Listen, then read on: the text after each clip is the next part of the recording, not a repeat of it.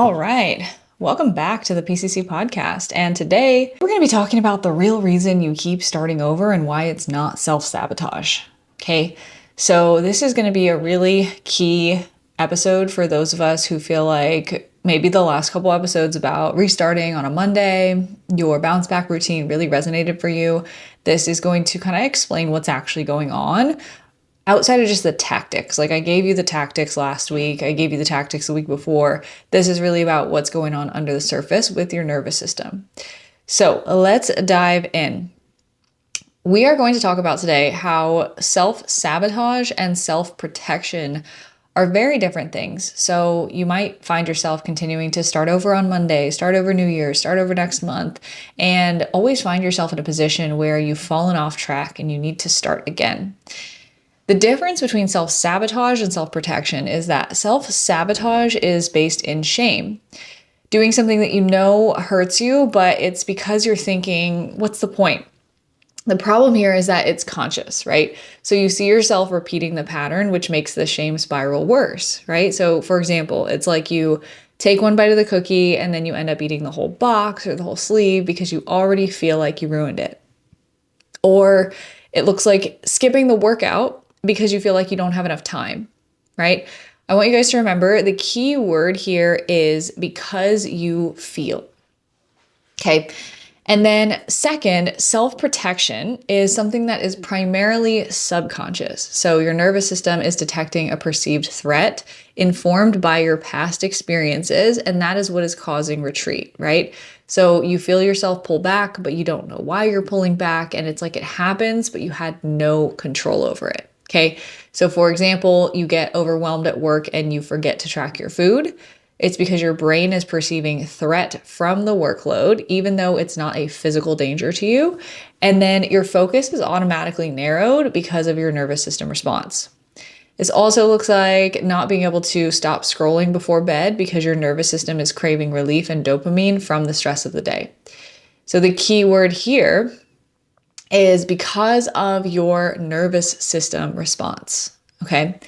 And so the reason why this is really important to understand the difference between self-protection and self-sabotage is because if we don't actually solve this, then we're just going to keep spinning our wheels and thinking that we have a discipline problem, we have a willpower problem, that we're not going to be able to reach our goals because something's inherently missing in us, when in actuality, you're just missing something that helps the system itself, right? Self-sabotage is something that's self-talk driven. It's because you feel something, an emotion is driving it, your thoughts are driving it, and your actions change, right? That's really hard to get out of, but you can kind of coach yourself out of that through self-talk. Self-protection is not that simple. You can't just talk yourself out of it. You can't just rationalize with yourself. It's literally your nervous system responding, and it's all on a subconscious level, right? So the solution is in a different place. So again, if we don't actually understand this, then we're just going to really start to feel very broken, right? So what I mean by the solution's in a different place. With self-sabotage, we can pivot it in the moment. Self-protection, we have to put systems in place that prevent the nervous system response from happening in the first place, right? So for the first example of I got overwhelmed at work, my calendar was really full and I forgot to track all of my food. Well, yes, like reminders on your phone to track your food could maybe work temporarily, but it's not actually solving the root issue of time management, organization systems, and our overall cognitive response to stress and our stress tolerance, right? And so if we don't implement stress management, time management, organization systems, then we're always going to be just going into survival mode when our calendar gets full and never remembering to track our food, right?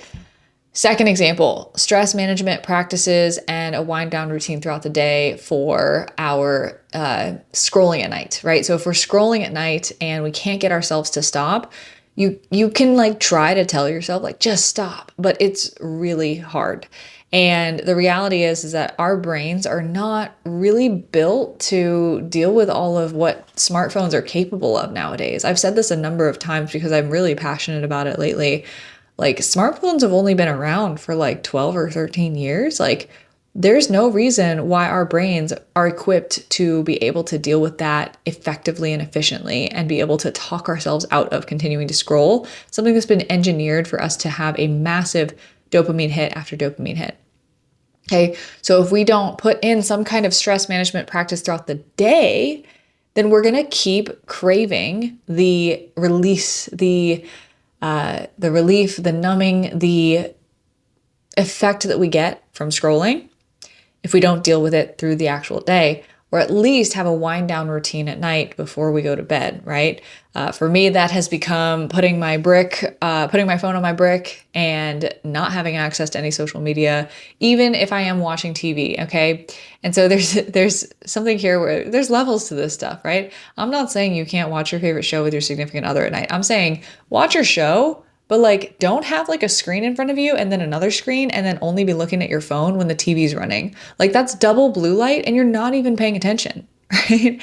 And second of all, you're not having any quality time with your partner because you're both on two devices at once, right?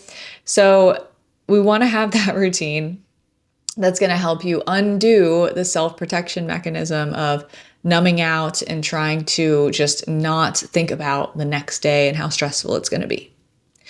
Okay. And so what we often see, right, is if we aren't solving this, that's why we're starting over and over again, is because our nervous system is trying to exit perceived threat, right? Because your nervous system is primal. Like, it's literally your brain and your spinal cord. Like, you hear everyone talk about your nervous system. What is it? It's your brain and your spinal cord. Okay. And so it's literally built-in hardware to your body, and it does not know the difference between tackling things head on versus hiding and running away from it. And that's why we call it like the fight or flight response. Is every stressor that your nervous system perceives, it's just a signal from the brain. It's literally electrical charge running through the brain and goes through the nervous system. And it fires off these responses in every area of the body. So if you perceive a stressor, it doesn't matter if it's a bear chasing you or if it's like an extra meeting on your calendar, it's going to want to run away, fly away, right? And so the reason why perfectionistic women, specifically my high achievers, collapse after this first moment of like freezing and noticing this threat and kind of feeling like, okay, I'm a little stressed, is because when self-protection happens, that's when self-sabotage happens, because we are self-aware enough to realize what's happening, right? So for example, if I forget to track my macros and like a couple hours later, I look at my phone and I'm like, oh my God, I forgot to track my macros. The perfectionist in me is like, well, then I shouldn't even track for the rest of the day, right? Because I already messed it up. And so that's where these two things actually compound. And that's where it gets really, really bad. So you're self-aware enough to realize what's happening, but you don't have the tools to change it because all you know how to do is like try to talk yourself out of it, try to use some mindset tips, but it's happening at a subconscious level, right? And so we're making the subconscious reaction eventually mean something about us instead of getting curious or inquisitive or understanding that it is nervous system, right? So this is where the knowledge of nervous system regulation really helps you to stop blaming yourself and get yourself unstuck from what's actually causing a lot of the shame spirals in the first place, right? But I do want to clarify, because I've talked about this a couple of times, running away from a bear, your nervous system is, freaking out. I want to make sure that you know, like, where that is coming from. So willpower only works when the nervous system feels safe. And that's why stress like narrows down decision making. So for example, right, when we're just crushing it, we're just going through our day to day, we have no stressors, we are on our plan, we're killing it. Like when you're on, like, I know that that's the type of person I'm talking to, is like, they go all in, and they're on, they've done the whole 30 before, whatever. And when they're off, they're way off, right? And so when the nervous system feels safe, it's when there's not those threats or those stressors, like it's the first week of January, or it's like the holidays when there's nothing going on, or it's like when I'm on vacation, right? Or right when I get back. And we are able to think with what's called our prefrontal cortex. And so this is the front part of the brain, and it's literally what directs rational decision-making and long-term thinking. So delayed gratification.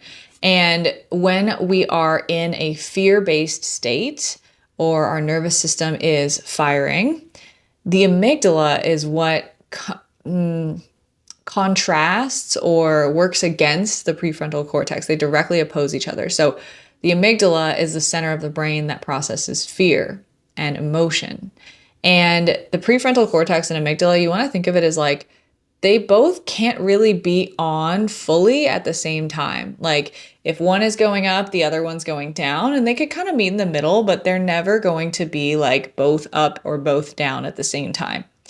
And so when your amygdala turns on, you're going to have a natural narrowing of your focus to whatever the emergency in front of you is, because your brain is now operating based on fear and a nervous system stress response. And so your focus will narrow, and that's why you'll like forget about tracking your food. That's why you'll forget about the workout clothes you have in your car and accidentally drive straight home or things like that, right? And so that's why it's not a matter of willpower, because willpower is literally thinking about your long-term goals and saying, I'm going to honor that right now, even though I don't want to. And so you're running in survival mode, but you're blaming yourself and saying like, I have no willpower, when in reality, like we need to regulate your nervous system. So, and that's really the cost of labeling adaptive behavior as a character flaw, right? Is you stop working with your brain and you spiral faster into self-sabotage. So the reframe here that I want you guys to take is your system is responding exactly as it's supposed to, as it's trained to survive and carry you through life through, right? We don't need to change the system. We don't want to rip your spinal cord out and just not have a nervous system. We need to work on the signals that we're sending to it and regulating the system itself, right? And that's what's going to get you out of survival mode. And that is what's going to create consistency, not motivation, not having more willpower. Like it's getting to the root of the issue. Okay. So that's the reason that you can stay on track when things are easy. It's not an accident. It's because you're regulated, and it's learning how to regulate through stress that allows you to be consistent in the spite of chaos. And that's how real consistency is built. And that's why my clients are crushing it, is because we start with the nervous system upgrade and we bring them through that so they can actually be consistent and not have it feel so hard from there. So if that resonates with you, I hope that that just gives you some peace of mind to know that you're not crazy and you're not a failure and you don't just need more willpower. You just need a different approach for your nervous system, your habits, and your body.